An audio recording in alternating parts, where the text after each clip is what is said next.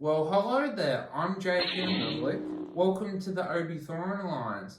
I'll be offering an opinion on someone who's on the autism spectrum. And I'm going to be offering the opinions of someone that is not.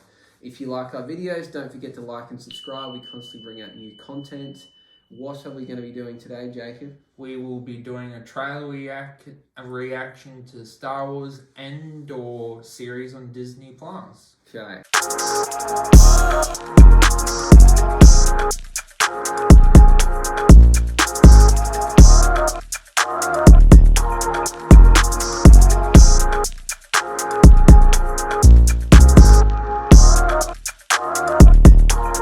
So you're the residential Star Wars expert. Where does Endor fit in, and what do I need to know before seeing this show?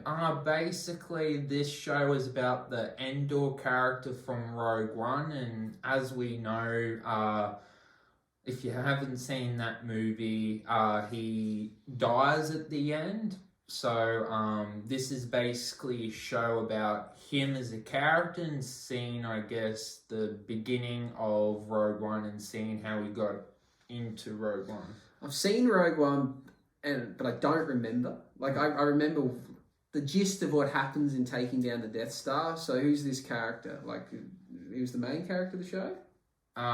He will be the main character in the show, and in the movie it was I forgot her name, but it was the female character. Okay, so why does he deserve a show? What does he do in Rogue One to deserve his own show?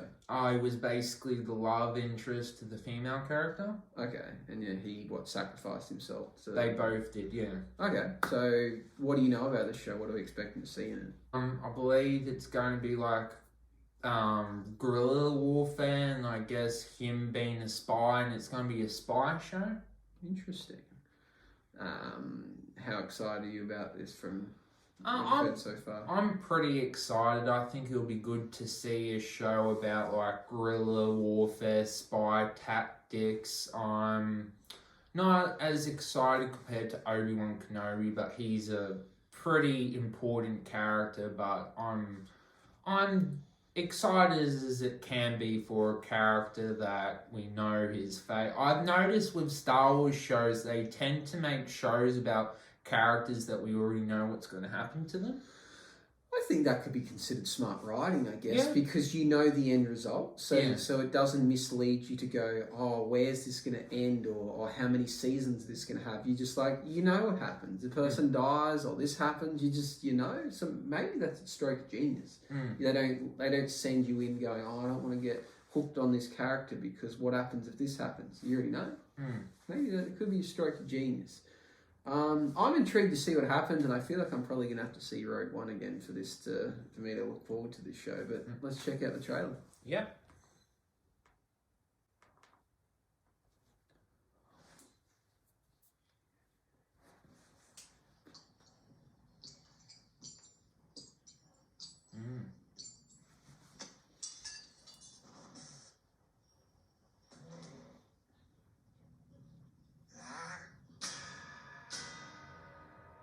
Imagine doing that every day. Yeah, good job.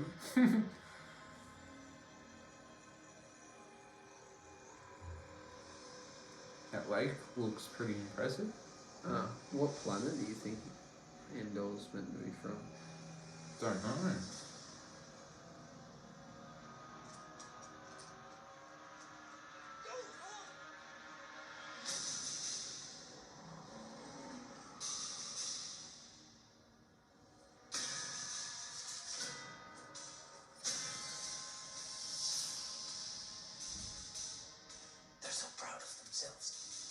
So fat and satisfied.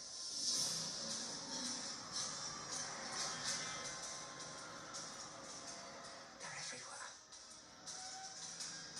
They're watching me now.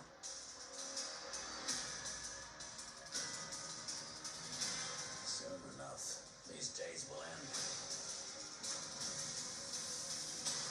There will be no rules going forward.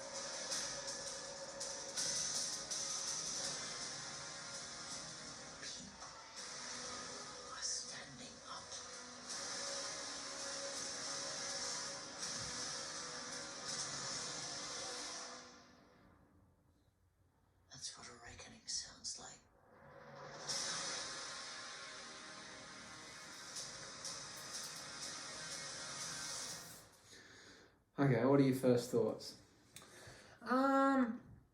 I'm excited for it. Like I said, I don't think it's going to be as good as Obi-Wan Kenobi, but like I said, I think it's going to show a different aspect of Star Wars. It's going to be more political. It's going to be more about the people, and we kind of need that sort of show, showing what, you know, the Empire was like. You know, I think Star Wars is different for different sort of people. I know it's mainly about people with lightsabers and wizardry, but it's about the politics and about, like, you know, galactic empires and stuff like that. And we haven't really touched on how the Empire was actually quite ruthless, and the rebellion were ruthless as well. And that's what I like about Rogue One.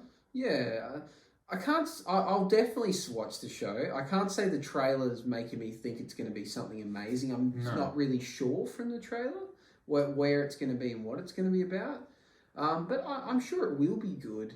But what you said there about Star Wars and being more political and needing that, you're right. It is. That's one thing about Star Wars. It is very political, and I can see why there's some people that don't enjoy Star Wars because it's super political. Like if you have to try and explain the whole like series of events that happens over all the movies to someone that's never seen Star Wars, it's very complex. Like it's not for the simple-minded person. So I guess adding more layers to it is either a good or a bad thing, that we make it more complex, or is it clarifying certain things that were left unexplained? Like I personally find it quite hard to understand like where the political aspect of like who the Galactic Empire is, and are they different than this person? First Order. Yeah, like some of that comes very, you know, like because I'm not as big of a fan as yourself. Some of it, I admit I don't understand.